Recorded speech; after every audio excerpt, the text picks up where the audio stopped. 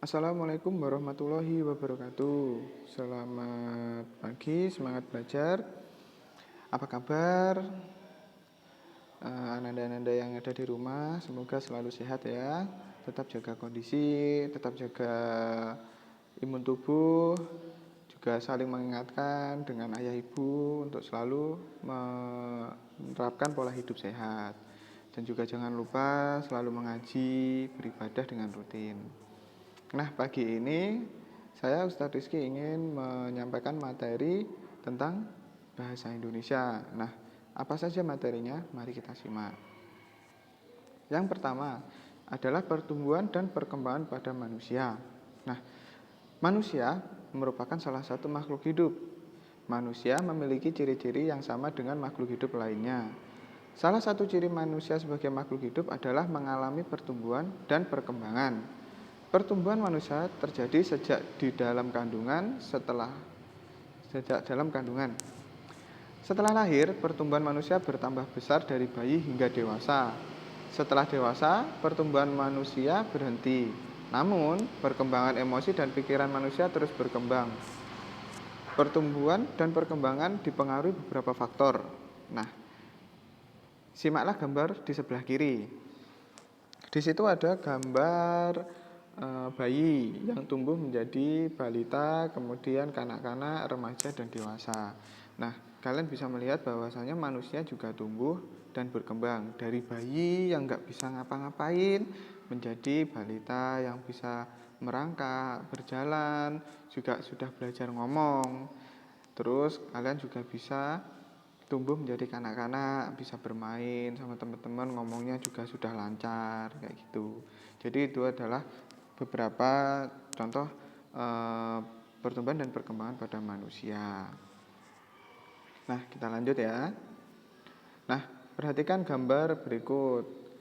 Di sini ada gambar seorang ibu yang gendong anaknya. Terus sebelahnya ada anak yang sedang merangkak, dan sebelahnya lagi ada anak yang sedang dititah ya, kalau di bahasa Jawanya.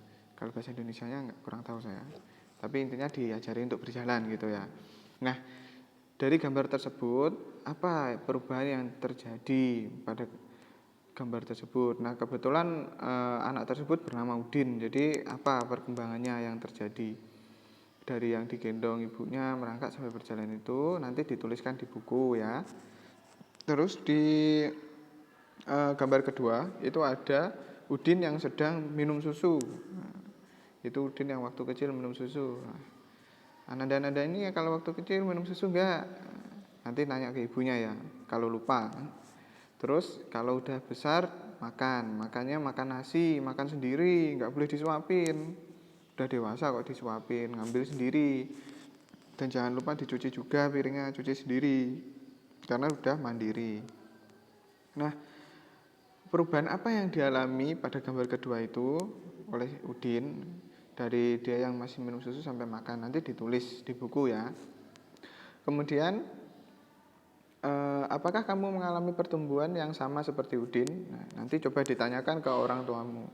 Jadi apa saja yang kamu tanyakan ke orang tuamu nanti itu informasi yang dapat kamu tanyakan tentang pertumbuhan dan perkembangan, misalnya berat badan dan tinggi badan saat kamu lahir. Selain itu kamu juga dapat mencari informasi mengenai kemampuan kamu dalam merangkak dan berjalan. Nah, nanti coba ditanyakan ke ibunya. Nah, ini tugasnya ya. Salinlah pertanyaan berikut di kertas dan tanyakan kepada orang tuamu. Berapa berat badanku ketika lahir? Nah, berapa tinggiku ketika lahir? Nah, peristiwa apa yang berkesan ketika aku kecil? Nah, itu nanti ditanyakan ke bapak ibunya, terus ditulis di kertas.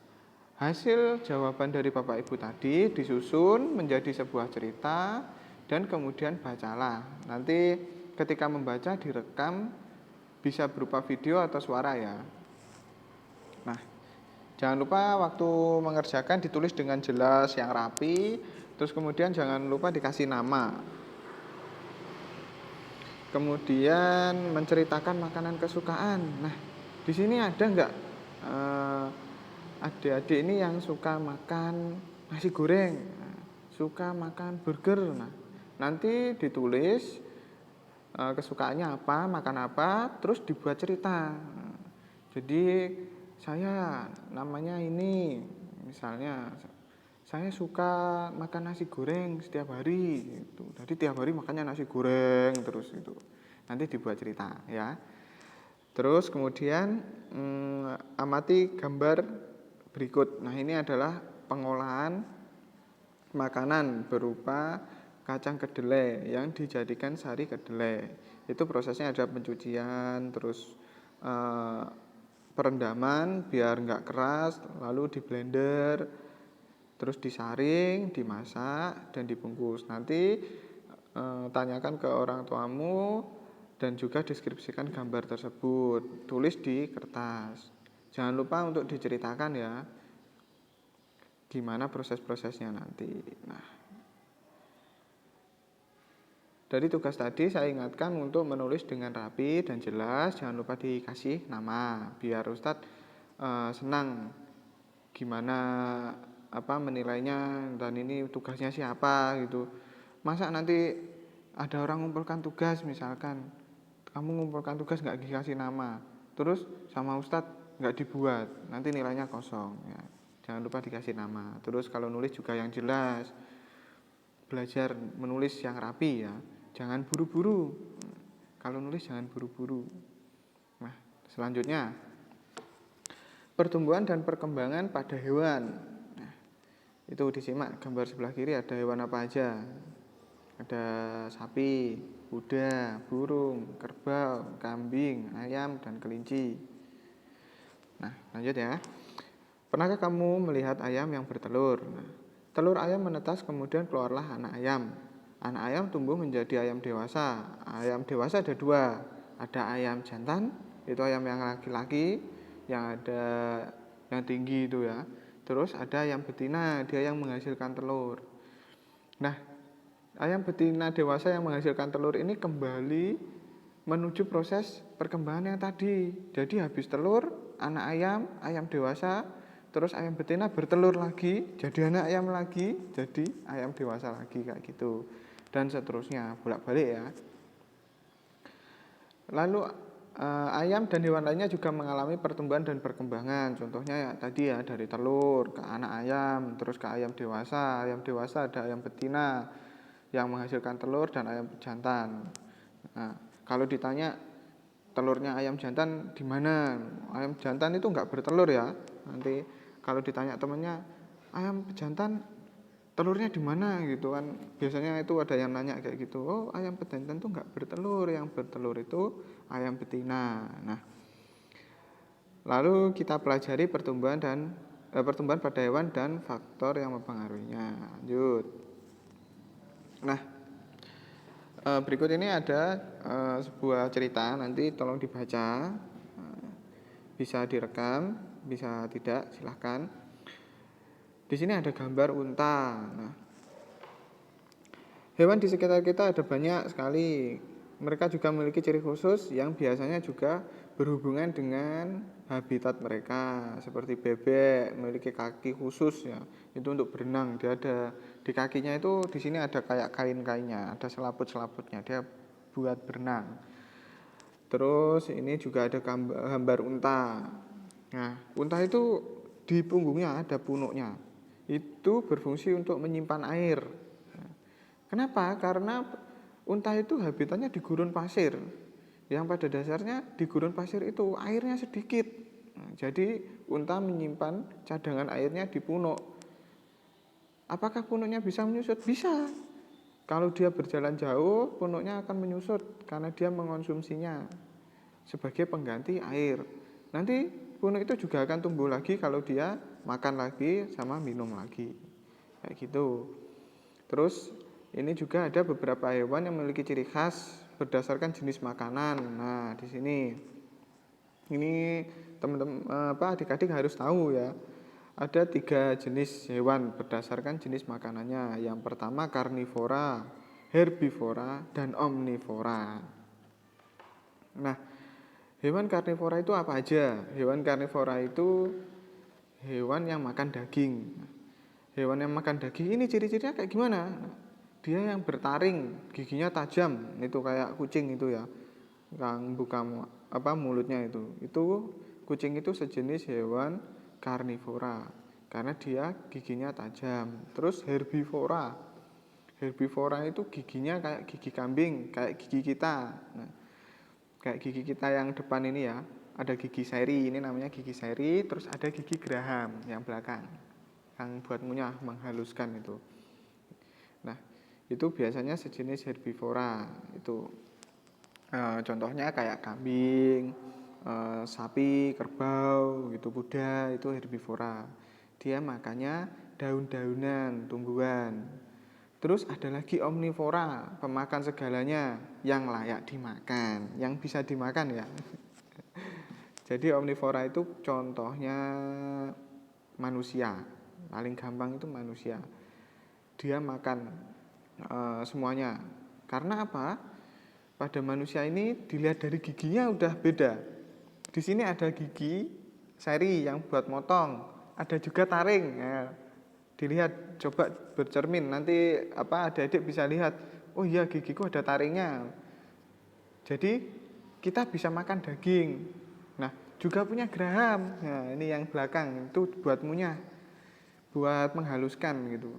Jadi bisa makan beberapa jenis tumbuhan, contohnya kayak padi, bayam, kayak sayur-sayuran ya, buah-buahan.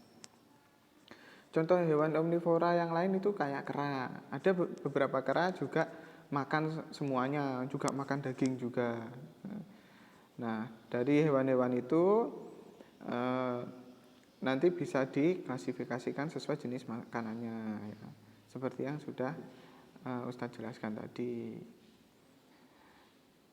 Nah, di situ ada lanjutannya. Biasanya hewan yang termasuk dalam karnivora atau omnivora memiliki gigi yang runcing dan tajam, berfungsi untuk mengoyak daging dan daging mangsanya. Jadi sudah saya jelaskan tadi ya. Nah, kemudian carilah arti kata berikut, yaitu habitat, karnivora, herbivora, dan omnivora. Nah, nanti dicari artinya habitat itu apa, karnivora itu apa, herbivora itu apa, omnivora itu apa. Lalu buatlah cerita dari kata-kata di atas. Jadi bisa dipilih salah satu atau dipilih salah semua. Kok salah semua? Dipilih semua. Misalkan contoh nih ya, aku punya hewan ayam, habitatnya di kebun di belakang rumah. Ayam biasanya makan biji-bijian. Ayam tergolong hewan herbivora. Nah, kayak gitu contohnya. Bisa dipakai satu atau dua kata atau semuanya bisa dipakai, silahkan. Nah, kemudian yang selanjutnya adalah mengamati daur hidup hewan. Ini bisa dilihat ya, amatilah gambar berikut dan ceritakan daur hidupnya. Di situ ada gambar apa? Kupu-kupu. Kupu-kupu, dari kupu-kupu dewasa dia bertelur. Habis bertelur keluar larva atau ulat. Biasanya kalau adik-adik lihat ada ulat itu nanti kalau lama-kelamaan dia akan jadi pupa. Habis jadi pupa terus jadi kepompong itu ya. Pupa sama kepompong sebetulnya sejenis itu. Nah, habis dari kepompong nanti dia jadi kupu-kupu lagi. Jadi ulat itu sebetulnya dia bisa jadi kupu-kupu. Makanya jenis kupu-kupu itu banyak. Nah, nanti tolong diceritakan gambar ini sesuai dengan bahasanya adik-adik ya. Nanti ditulis yang rapi sesuai yang Ustadz sampaikan sebelumnya, tulisannya yang rapi, dikasih nama yang jelas. Jadi Ustadz nggak bertanya-tanya ini tugasnya siapa. Nanti kalau dilewati terus ada tugas yang kosong kan, nanti kamu ngerjakan lagi gimana, susah nanti ya. Terus itu jangan lupa untuk yang tadi, untuk membaca tadi juga direkam ya. Ada bacaan-bacaan tadi direkam, bisa dibaca sambil latihan membaca ya. Nah, itu tadi tugas bahasa Indonesia dan materinya untuk hari Senin ini tadi. Selamat belajar, dan seperti yang sudah saya ingatkan tadi, untuk dikasih nama, ditulis dengan jelas dan dikirimkan ke Ustadz.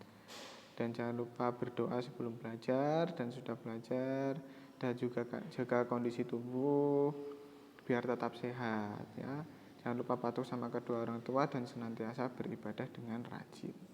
Nah, demikian itu yang dapat Ustadz sampaikan. Mohon maaf jika ada salah kata atau kalimat yang tidak berkenan. Dan terima kasih sudah menyimak, semoga bermanfaat. Wassalamualaikum warahmatullahi wabarakatuh.